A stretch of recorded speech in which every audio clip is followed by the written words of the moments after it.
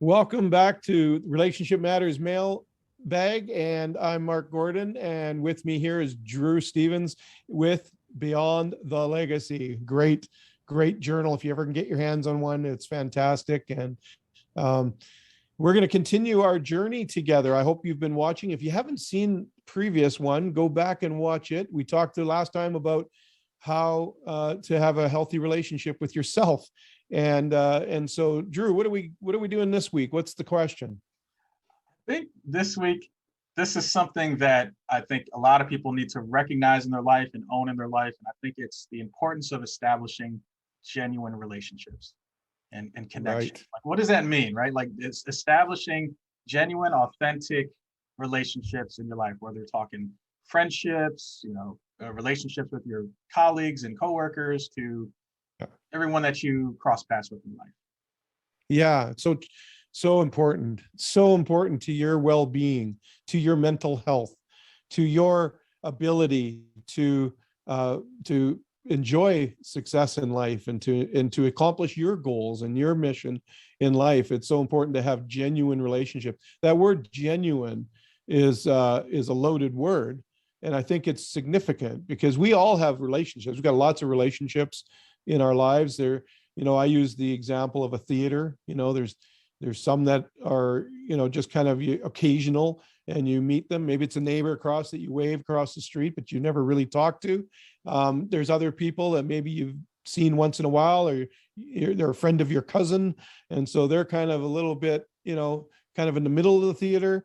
And then there's cheerleaders. Those are people a little closer to you. They believe in you. You may not have daily interaction with them, but they really, may be professional, might be at home, might be a parent, just cheering you on. And then there's those that are on the stage with you, that are living out life with you. And I think what we want to do is put the most weight, the most intentional efforts into those that are on stage with you.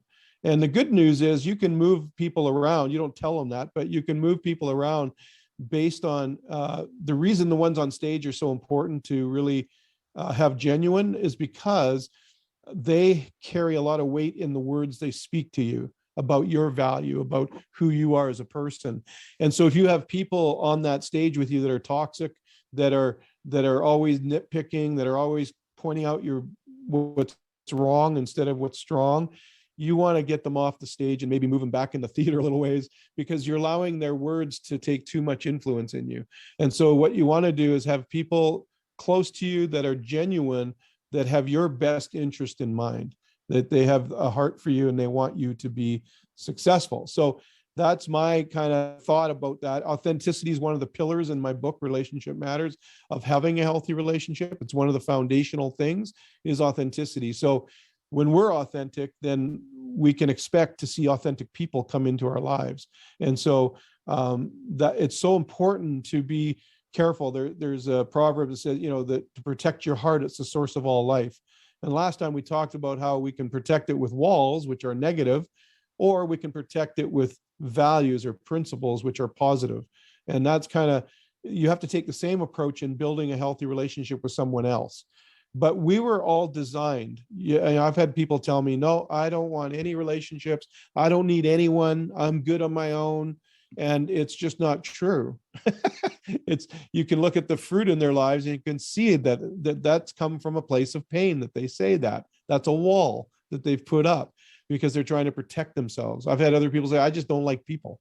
Well, that's not true either, because you don't like what people have done to you, but it doesn't mean you don't like people. And not everyone can be measured to the same thing. And I have other people tell me, like, is there any good men left out there? I had a girl ask me recently, and it's like, you can't brush every man with the same brush as you had experienced. So coming back to your question, yes, we need to have, I wouldn't put a number on it necessarily, but you need to maybe 3 to 5 people in your life that are really close in circle of what I call a circle of support, that believe in you, that speak the best of you, that want to bring the best out in you. Because I believe that being in community, being in family is how we were designed.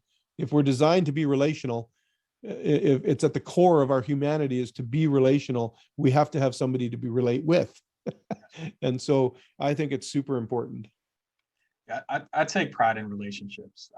Like my whole Yeah. life, to me, I've always found myself as a connector.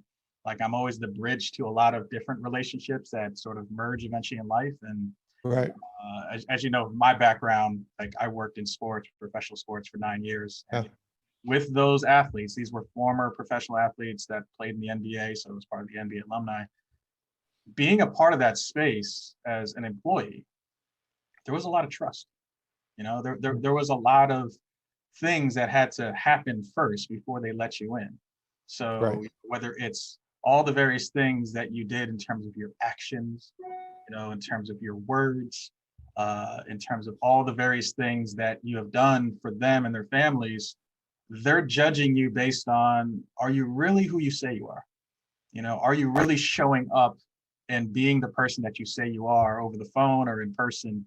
And to me, it's been 15 years, 20 years, 19 years, like various years of relationships I've had with these individuals and their spouses and their families. And to me, I hold that at high regard, right? So Yeah. like I hold all my friendships and relationships on a high regard, but knowing that space, because athletes are very guarded, similar to your Yeah. wall analogy, like they're very guarded their whole life. They have agents and financial advisors Right. and friends and entourages and people that want things from them.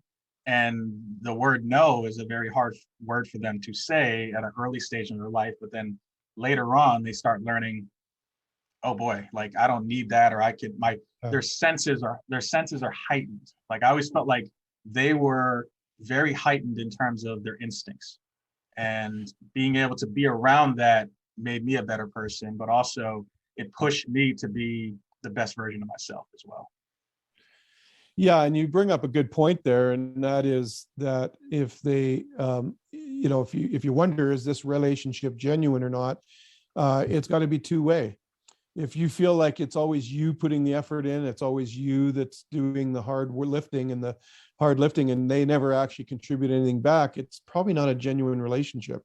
They're seeking something from you for a variety of reasons. We don't have to nail down one reason, but it's like, in your example, the athletes, of course, they want, people are after their fame and fortune. They want to be seen with them or whatever. But just the average person like you and I, it could be that we might have a door we can open for them, or we might give them access to something that they want, or we're willing to listen and they just vent and vent and vent and vent, and they never actually take your advice or ever actually, ask you how you're doing. That's not a genuine relationship. That's a relation. That's somebody you can move further back in the theater, that you don't have to have that. And I've seen it over and over where people feel like, well, I may not have any other relationships. This person, is willing to hang out with me, but they're sucking the life out of me. It's like, that's not a genuine relationship. Genuine relationships are too bi-directional. And so that's an important point right out of the bat. How do you develop genuine relationships? Well, you want to be able to, it's got to be two-way. It's got to be mutually beneficial and to care for each other in that way, right? The other ways is are they trustworthy? Watch how they are with other people. If you have somebody that you're kind of connected with and you want to go a little deeper in the relationship, observe how they treat others. How do they treat the server at the restaurant? How do they treat the people that are serving them? Are they polite? Are they gratitude? They show gratitude? Are they giving? Are they coming to you gossiping about someone else? Because I always tell people, if they talk to you about someone, they'll talk about you to someone else. And so those are all things that you can kind of take recognize as red flags or yellow flags at least, right? And say, well, you know what, trust, how do you build trust? Well, trust equity, it requires transparency. If they never tell you anything about themselves and they're always trying to tell you what to do, that's another sign that's not genuine. So listen, relationships are complex, but we tend to overcomplicate them. I always say simple, not easy. We tend to overcomplicate them. How many times have you looked back and had a relationship that went toxic and you look back and saw all those red flags that I just ignored. I had a feeling or I had an experience with them, and again and again, and I just ignored it. That's on you. You've got to take responsibility for that and make some decisions. But it doesn't mean that everybody's like that, and it doesn't mean that you don't need anybody in your life. It actually just means that particular person was not genuine. They weren't actually having your best interest in mind. So find someone else that you can. That's why it's always good to have multiple people in your life that are speaking into your life. Because then, I have different people I go to for different things. Mhm. Depends on what it's about. And I think it's really important. I have coaches that I go to for different reasons, and I want to make sure I have friendships that are at different levels. Like they don't have to all be at the same level. I've got two very close friends that know everything about me, that I can let my hair down with. My wife, and my kids are adults now. So, they're people that are close to me, that there's no secrets between us. We keep it transparent. And so we have a trust equity that's really strong, and that creates safety for me. That creates a safe place for me to thrive. So if I'm having mental health issues, if I'm having some emotional whatever, I know I've got a circle of support. I've got a group of people that are going to believe the best of me and going to encourage me. And that gives me a confidence to take risks in life. It gives me confidence to be transparent and say, I'm struggling. It's okay to be not okay. You hear that saying all the time, but it's not okay to not be okay if you don't have a trusted circle, if you don't have those genuine relationships. So I like what you did there in terms of showing people that are listening, like there's a purpose. Like all the people in our life serve a purpose. You just have to be self-aware. And I think going back to 2020, a lot of us had no choice but to pause and self-reflect. And through self-reflection, whether it's through your career or your personal life, you started realizing, and I did personally, who was grateful, who was ungrateful for you. And I've always said to people, like sometimes you start doing an audit of who these people are in your life, and you say, am I giving, is that person giving the same energy that I'm giving them in terms of like genuine energy? And sometimes you'll start to realize I'm the one that's giving and giving and giving, and they're the one that's taking, and there's no reciprocation. There's no mutual gratitude. Then you say to yourself, do I need that energy in my life? Does that really serve a purpose? Now, one would say, I've known the person for 17 years. Like I can't eliminate. We're not saying eliminate, but you might want to distance and recognize this is the purpose they serve. And there could be toxicity traits within them that aren't healthy for you that you might want to keep at a distance, but not, eliminate, let's just say, No, you don't want to, but unless you're in danger, then you of course eliminate, but absolutely you want to do that. But also, I've always said there's two things that I did that caused the greatest growth in my life. One is I started taking responsibility for my part.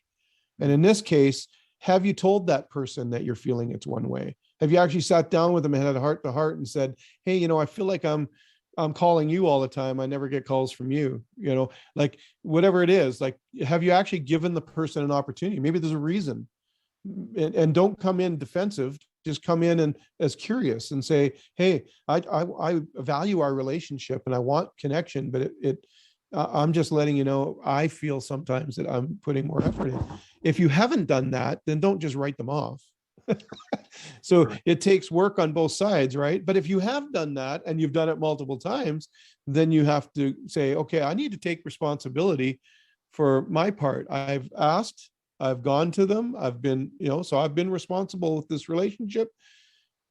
Here's the second part of my growth. I stopped taking responsibility for other people's things. That was a huge piece for me. So now in this scenario, if I've done all I can do, I've taken responsibility for my part and they don't respond, I'm not responsible for that. I can now move on. I can put a boundary up or I can move on if I need to, or I can do what you suggested and say, you know what, I'm going to let them be in this part of my life, but I'm not going to get any deeper with them. I'm not opening up my whole self to them because they're not trustworthy. Does that make sense? So you want to take responsibility for your part and stop taking responsibility for their parts. We get so offended. I tell people all the time, you can't offend me. And they say, well, what? Of course I can offend you. If I told you to this F off, or if I told you this or that, I could offend you. No, I choose to be offended or not. And I choose not to be offended. However, if you continue to mistreat me, I may put a boundary up. Mm-hmm. But I'm not offended. I'm trying to protect our relationship. And I just don't want to hear this line of statements anymore. And so I'm going to put a boundary up and say, you know what, we need a break so that we can have a future relationship. That happened with myself and my sister. There was a season where she wasn't talking to me and there was tension in the family. And I decided I wanted to be a forgiving person. That's who I am. So I put this little gift, if you can picture a little box with a ribbon on it, put it up on the shelf. And I said, I've got this gift of forgiveness when she's ready for it. That gave way so that when she was ready for it, my heart was okay. But I was getting a lot of negative comments and negative things. So I said, this is here, but I'm putting a boundary up because I don't want to destroy any future hope. So I actually let her know, I don't want to hear from you if all you have is negative things to say. And so I would appreciate you'd stop emailing me and stop sending me these things. That's not going to resolve it, but I want you to know I love you. I want you to know I forgive you. And we can move forward together when you're ready to do so. And you know what? It took a while, but eventually it actually has happened, and we have a great relationship today. And we talked about it, and we decided we were going to forgive the past. We were going to move forward together, and it's been great ever since. And so we want to protect those genuine relationships that are closest to us. And sometimes to protect those, we've got to put a boundary up on someone else, and we got to kind of put a pause on one. But that's how I handle it anyway, in my world. So how would you, so imagine someone's watching this now and they're saying, how do I differentiate? How do I tell I have 500 Facebook friends? Like, how can I tell who are those genuine relationships? Like, who are the genuine friends that actually matter to me? What are some parameters that they can start identifying when they do a self-assessment of their friends and the people that are part of their circle of life? Well, first and foremost, I'm just going to say Facebook friends are not they're not friends. They're contacts. They're contacts. Facebook calls it friends, but it's contacts.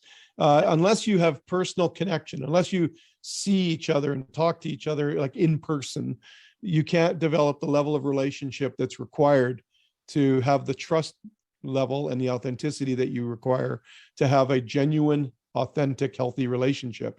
You can have some, I've got people on Facebook I'm never going to see because you and I have never met, Drew.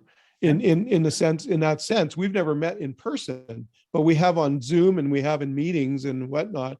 We haven't been in the same room together, but we've built our relationship through this. But you're at the outer side of my inner relationships in a sense, because, and I don't mean that to be rude. I would love to get to know you more, but we don't have the time and we haven't had the time together to develop a deeper relationship that would go to the depths of being very close friends. We're business associates. We have mutual respect. We care about each other. I want you to be successful. You want me to be successful. And we're off to a great start. That could grow into my very best friend that's not family was that we did business together. He worked for me and then we went our own ways but we've maintained a relationship for 30 years and we've had this friendship for 30 years that went way beyond business.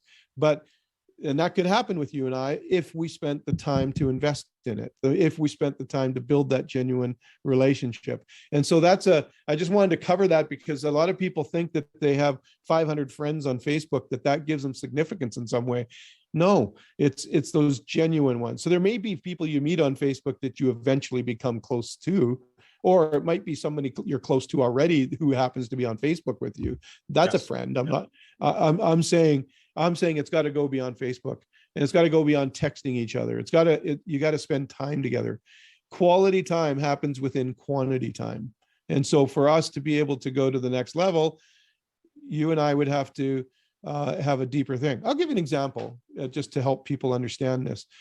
I had a friend who I knew through work, and we had a professional relationship, and I was a speaker, and he hosted me speaking at these events that he'd put on, and we got to know each other through that a little bit.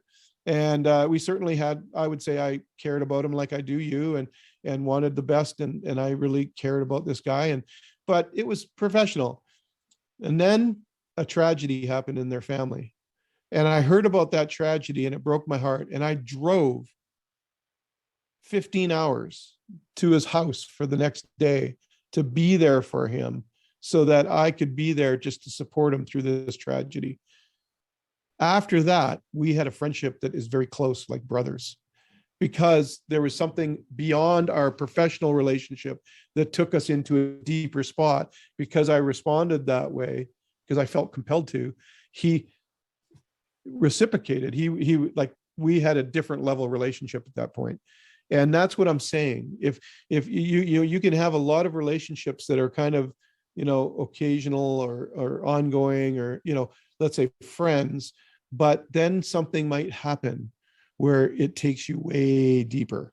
Then that becomes your inner circle. So we're talking about the importance of genuine friends, but I'm talking about the importance of inner circle genuine friends, and that takes it to another level.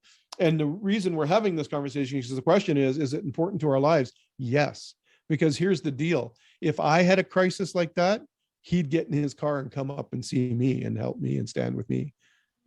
I know he would. Mm-hmm. I mean, so what you're breaking it down to is actual experiences too. Like, you want to have experiences with these individuals that are on a deeper level. Let me go backwards, unpack the Facebook thing. You could have 500 Facebook friends, and of those, they could be family, your aunts and uncles, and your sisters, and your brother, and your spouse, and friends that you actually have experiences with. So like, we won't discount that Facebook friends aren't, true friends, but like, no, it ends up being like the whole connotation of those 500. I'm sure there's like people that are just 6 degrees of separation because you went to the same high school together, because you have mutual friends together, and they just added you. And then they're just not really engaging with you. So you're not really even communicating with them. Now, what's interesting is, of those 500 people over time, a situation like yours could occur where you engage, you actually meet up, you actually help them and support them. And then it grows into a bigger, deeper, genuine, authentic relationship. So to me, I always say, just because your bubble is big doesn't mean everyone is the same category of friend or close relationship or inner circle. Those people could elevate, they could go from the mezzanine down to, the orchestra level, in terms of where they are. They might not be on stage with you just yet, but they can definitely elevate, and they could also decline and go backwards. Like, you can take someone that's in the orchestra level and shoot them up to the balcony, right? Like, and say, we just haven't really engaged and had any type of meaningful relationship or connection in the last 15 years. So to me, I think it's very critical for people to identify the people in their lives that matter. Yes, that's the key, Drew, because the fact is, we can only manage so many relationships well. You can't, like, that's why you got to have the different levels, and that's okay. You don't have to apologize for it. You don't have to justify it. Like, there's years that I'm really close to a certain person, and maybe we drift apart, and then I'm close to someone else. It doesn't matter. It's what is needed in the moment. But the key we got to remember is, we can't have close inner circle relationship with 100 people. It's going to be just a few that we have those relationships, but it's important to maintain those and invest in them to make sure we have them. Now, sometimes life changes, somebody moves away, you don't see each other as much. Don't leave that gap. Go fill it with someone else that is there, because genuine relationships help you in your life. It helps you be healthy. It helps you achieve your goals. It helps you love and be loved. It speaks to that significance again. And so don't let the grief of losing one relationship. I've lost a couple of people to death lately, two very close mentors and friends in the last 2 months, 3 months. And it's like, it was really difficult, but I better not just, oh, well, I don't want to go through that again, so I'm just going to leave those gaps. No, I need to now lean into maybe somebody or a couple of people that were maybe just the next layer out from these guys and pull them in closer and say, hey, I really need you right now. I could really use a conversation, whatever. And then all of a sudden you'll see that person rise up in your life. It's important to keep, and by the way, we only have so much time in a day, and investment takes a lot of time in relationships because relationships need to be nurtured and invested in. So that's why it's better to have a few really strong ones than a bunch of shallow ones and whatever. It doesn't mean you get rid of the shallow ones, but it means that you really nurture the ones that are strong. Is it important, like we've talked about this when I was on your LiveCast, like I feel like it's really important to recognize the ones that were there for you in some of your darker moments, right? So like Yes, it's absolutely. like, so there's always people that are going to show up when you have something to offer. But like when you're having those darker moments and you say, who was the person that was there at 2 a.m. in the morning when I needed to talk to someone? Yeah. Who was there that was taking and receiving those text messages from me when I was going through something and I just needed to vent, and I know it was annoying, but they were there for me. Who showed up for me and picked me up when I was stranded and I had nowhere else to go, or who was there for me when I was getting out of an abusive relationship? Like all those various things that people might be enduring or listening on watching this livecast of ours or this podcast of ours. Like think about those individuals in your life that showed up for you, and then think about the moments you showed up for others in that same space of adversity or dark moments or moments of adversity and struggle. Yeah, I agree. So that's I think we've answered that question today. I think we've given some tips on how to. We've given some tips on the importance of it. And so what's your challenge this week? And then I'll share my challenge. What's yours this week? You go first. Okay, so I'll go first. My challenge is this, and I always tell people to be mindful of the people that you're grateful for and the people that you value. Do that wellness check. Reach out to the people in your life that you care about, that you're grateful for, you haven't heard from them in a while, or you just need to do a simple wellness check to see how they're doing. A text message, a phone call, a video chat, or meeting up for a cup of coffee. You never know what someone's going through. And to me, that conversation, that reach out could change the course of history for them. That's my challenge. That's awesome. Do a check-in. That's awesome. Yes. Well, mine's similar but different. I am encouraging you this week to grab some cards, some handwritten cards. So get a meaningful card and handwrite in it why that, and send it to that inner circle. Send it to those closest to you. Could be your spouse, could be your kids, could be but people, because we sometimes take those closest relationships for granted and we don't actually ever express gratitude for them. So that's my challenge this week. Write a handwritten card to somebody telling them you're grateful for their relationship and why. And I think you'll find that will be an enriching experience. I love that. I think that's absolutely necessary. And how often do we get handwritten notes these days, right? In terms exactly. Of like that's why I said handwritten. Handwritten. Yeah, for sure. It shows some effort. You went to the mailbox, whatever. In fact, do that even if it's your spouse. Do a handwritten thing, mail it, and then get it from the mailbox in a few days and say, hey, you got a mail here, and give it to them. It shows that you put some thought and effort into it, and it shows true gratitude. Don't take your relationships for granted. Make sure you continue to develop and nurture those, especially the genuine ones. 100% agree. So on that note, I would tell anyone that's watching and has been staying with us and watching to the very end to submit your questions or submit your themes or topics you want Mark and I to talk about. You have the option of commenting below. You have the option of submitting through the form in the comments below. And hey, come back next week. Check us out. Sounds good. Thanks, Drew. That was a great conversation. Genuine relationships, everybody. Leave your comments, add the conversation in the comments. It would be great to hear from you. See you next time. All right, take care.